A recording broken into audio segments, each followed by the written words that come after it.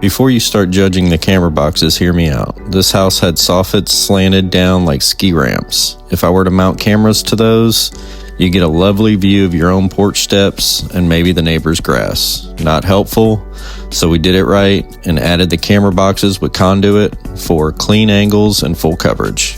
And the switch setup mounted on top of the laundry cabinets, out of reach, out of mind, and protected from the curious kids who think unplugging things is a sport. Now here's where things get a little tricky. One attic access, that's it.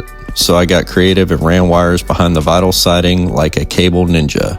Took all day, but don't worry, I'm not going to waste your time showing you 8 hours of me crawling around like a caffeinated raccoon. Let's get to the good stuff. All right, welcome to another episode of Why It's Taking So Long, the wiring saga. We're going to use the B pattern again because the A pattern causes chaos and I've got enough of that already. Now watch these little wires trying to line up 8 color-coded spaghetti noodles while the wind blows is basically a trust exercise with your own patience. Now this part right here, this is cable prep at its purest form. Stripping off a sleeve like I'm peeling a banana with trust issues. Careful not to nick the wires because one bad cut, you're back to square one. This is where patience meets precision. You've got 8 little wires just wanting to tangle up like it's their job. But we're not letting that happen today. We're going to get them straight, sorted, and tucked into an RJ45 like it's prom night. Clean, tight, and ready for crimping glory. Speaking of the tester, every green light means one less chance of me having to chase bad line through vinyl siding in 90-degree weather. Test every cable, always. Otherwise, those cameras, just expensive wall ornaments. Camera boxes are already mounted to the brick. Solid, no shortcuts. Now I'm screwing the mounts into the boxes, tightening everything down like I'm locking up Fort Knox. This comes the fun part, hanging the cameras like I'm angling them just right.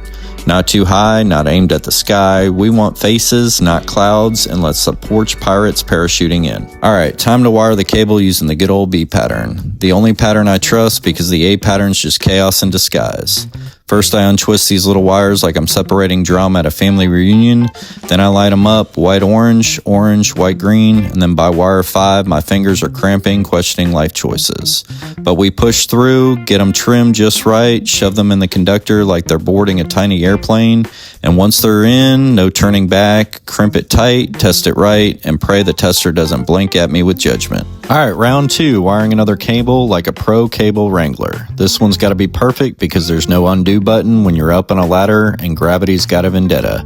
Strip, line up, crimp, just like the last time, except now my fingers are on strike and my patience is on thin ice. Next up, the network tester, my high-tech truth serum. Green light means you're good, red light means you're going back up in the attic, which thankfully isn't happening today. Score 1 for me. Now for the plate, screwing it into the soffit. This is the part where I pretend I'm a ninja with the drill, trying not to drop screws or start a home renovation horror show.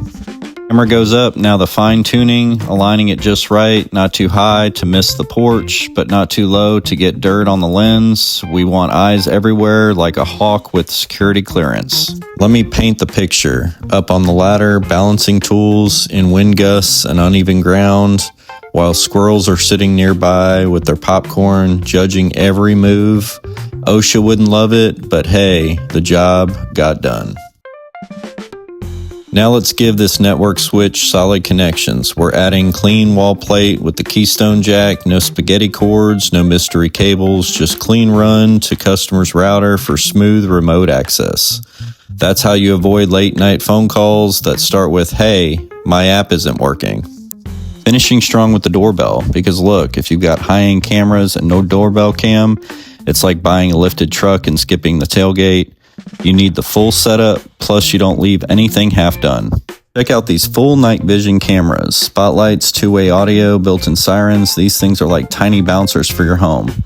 Great for stopping porch pirates, raccoons, and in-laws from sneaking up unannounced. That's my reason right there. My family, my home, the business I built, doing things the right way from the ground up. We handle it all. Residential, commercial, cameras, fire systems, carbon monoxide alerts, 24/7 monitoring, network setups, access control. At Hometown Network and Security, we protect what matters the most. If you laughed, learned, or just seeing someone wrestle soffits and win, hit that subscribe button, links in the description.